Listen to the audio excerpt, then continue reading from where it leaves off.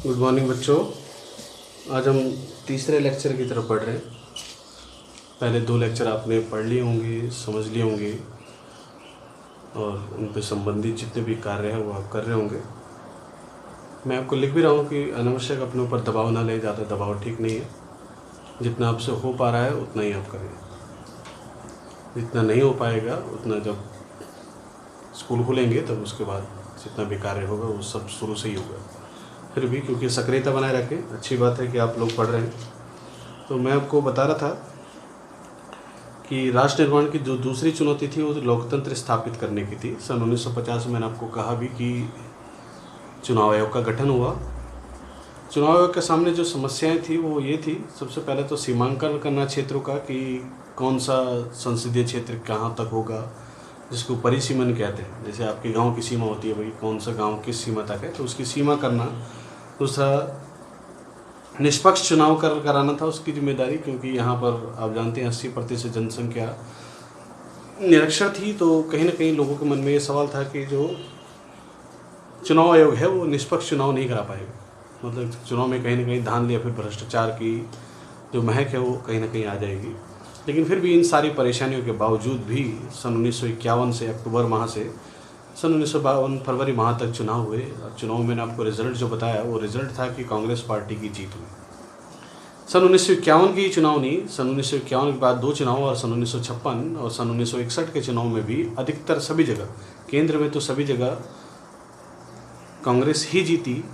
और कई जगह राज्यों में, बहुत सारे जगह, कुछ राज्यों को छोड़कर, केरल वगैरह को छोड़कर, केरल एक ऐसा राज्य था जहाँ पर गैर कांग्रेसी सरकार बनी, पहला राज्य। इसके अलावा लगभग सभी जगह तीनों चुनाव में, चाहे वो 51 की बात करें, चाहे वो 56 की बात करें, चाहे वो 61 की बात करें, तीनों जगह कांग्रेस का ही प्रभुत्व रहा। आपका ये पाठ भी है, एक दल के प्रभुत्व का दौर।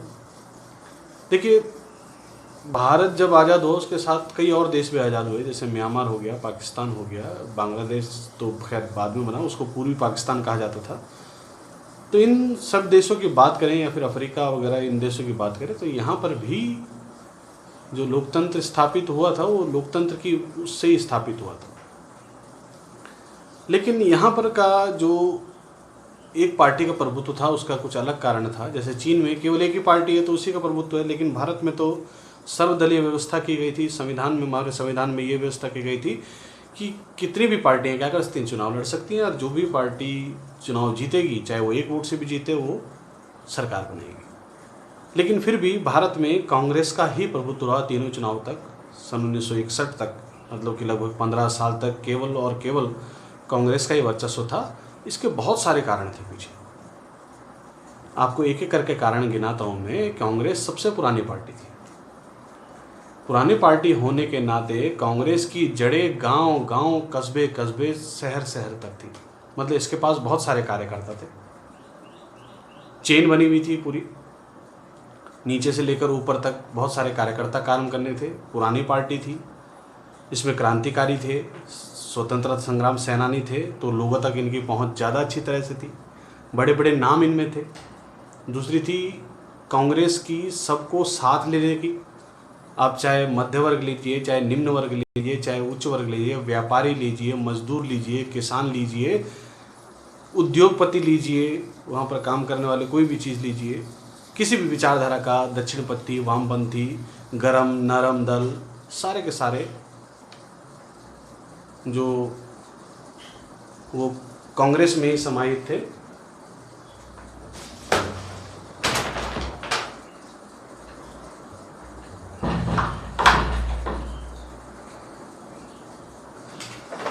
तो इन सब लोगों को लेकर चलने की जो कांग्रेस की नीति थी या फिर कांग्रेस की विचारधारा थी, कांग्रेस एक सामाजिक, आर्थिक और विचारों का गठबंधन था।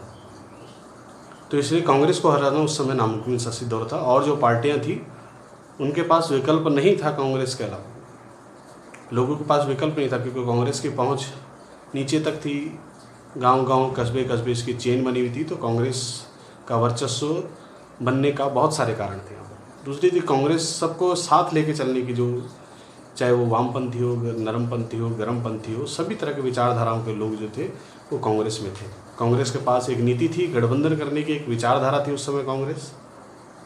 तो इस कारण से कांग्रेस का वर्चस्व जो था वो तीनों चुनाव में देखने को हमको मिला। यहाँ पर बहुत सारे और भी कारण हैं कांग्रेस के वर्चस्व के। उनके पास अच्छे अच्छे नाम थे। आप बड़े बड़े नामों की तुलना करेंगे, जो पंडित जवाहरलाल नेहरू या फिर सरदार वल्लभ भाई पटेल या फिर आपके लाल बहादुर शास्त्री या फिर आपके सर्वपल्ली राधाकृष्णन या फिर सी राजगोपालाचारी, श्यामा प्रसाद मुखर्जी, ये सभी बड़े नाम जो थे वो कांग्रेस के थे। अब जैसे जैसे सरकारें बनती गई तो तीनों आम चुनाव में कांग्रेस ही विजय हुई। ऐसा नहीं था कि उस समय और पार्टियां नहीं थी, और पार्टियां भी थी, लेकिन उनकी पहुंच नीचे तक नहीं थी। मतलब उनके जो कार्यकर्ता थे वो ज़मीनी स्तर के कार्यकर्ता नहीं थे, मतलब उनकी पहुंच ज़्यादा नीचे तक नहीं थी। कांग्रेस तो बहुत पुरानी पार्टी थी, इसलिए उसकी जो पहुंच थी वो नीचे तक थी। आप भी जानते हैं कि नेता ज़्यादा काम नहीं करते हैं। काम कौन करता है? उनके पार्टी के जितने वर्कर्स होते हैं वो काम करते हैं, जो कि नीचे से जुड़े होते हैं। आप भी अपने गांव मोहल्लों में देखते होंगे कि कोई कांग्रेस पार्टी का कार्यकर्ता है या फिर कोई भारतीय जनता पार्टी का कार्यकर्ता है। तो आज तो बहुत सारी पार्टियां हैं जिन्होंने ज़मीन से अपने कार्यकर्ता जुड़े हैं, लेकिन उस समय केवल कांग्रेस ही ऐसी पार्टी थी जिसके ज़मीन से कार्यकर्ता जुड़े हुए थे, इसलिए उसके प्रभुत्व का दौर था वो। दूसरा, उनके पास मैंने आपको बताया कि सारे के सारे विचारों को एक साथ करने की कांग्रेस की विचारधारा थी। और दूसरा, क्योंकि तीनों चुनाव में कांग्रेस सरकार भी बना रही थी और कुछ राज्यों में वो विपक्ष में भी थी, तो ऐसी प्रणाली को ही कांग्रेस प्रणाली कहा गया। आपके पास क्वेश्चन आता है कि कांग्रेस प्रणाली क्या थी? तो पहले के 3 चुनाव में कांग्रेस के पास पूरी आज़ादी थी कि वो सत्ता पे भी थी और कुछ राज्यों में विपक्ष भी थी, तो दोनों की भूमिका वो निभा रही थी, सत्ता पक्ष की भी और विपक्ष की भी। तो इसलिए इस प्रणाली को कांग्रेस प्रणाली कहा गया। ऐसे दौर में और पार्टियां भी थी, मैं आपको एक एक पार्टी के नाम बताता चलूं। तो हमारे पास एक पार्टी थी सोशलिस्ट पार्टी, जिसको समाजवादी पार्टी कहा जाता है। समाजवादी पार्टी की जो विचारधारा थी वो भारत में समाजवाद उत्पन्न करने की थी। लोकतंत्र के तरीके से समाजवाद को पैदा किया जाए। समाजवाद मतलब कि हर एक वर्ग का विकास जो होता है वो समाजवाद की परिकल्पना होती है। तो सोशलिस्ट पार्टी, समाजवादी पार्टी जो है, अशोक मेहता, जयप्रकाश नारायण, चाहे राम मनोहर लोहिया, ये बड़े बड़े नाम थे इसमें शामिल। एम.एन. जोशी थी। ये 1934 में बनी। पहले 1934 में कांग्रेस पार्टी का ही हिस्सा थी सोशलिस्ट पार्टी, लेकिन 1948 में आज़ादी के बाद कांग्रेस की नीतियों के खिलाफ आते हुए इन्होंने अलग पार्टी बनाई, अलग दल बना दिया, सोशलिस्ट पार्टी। जयप्रकाश नारायण इनके प्रमुख नेता रहे, एम.एन. जोशी इसके नेता रहे, आर.एम.एल. राम मनोहर लोहिया इनके नेता रहे और अशोक मेहता इनके नाम। ये एक पार्टी थी सोशलिस्ट पार्टी, जिसका काम था, इसका नज़रिया था, विचारधारा थी कि भारत में समाजवाद लाया जाए, मतलब कि हर वर्ग का विकास, ठीक है, बराबर विकास। ऐसा नहीं है कि किसी का विकास ज़्यादा हो रहा है, किसी का कम हो रहा है, हर वर्ग का समान विकास समाजवाद की परिकल्पना थी। 1934 में ये पार्टी बनी। इसके बाद दूसरी पार्टी थी भारतीय communist party, CPI, communist party of India. Communist party of India भी पहले कांग्रेस का हिस्सा थी। सन 1935 में इसका गठन हुआ। M.K. गोपाल इसके बनाने वाले थे।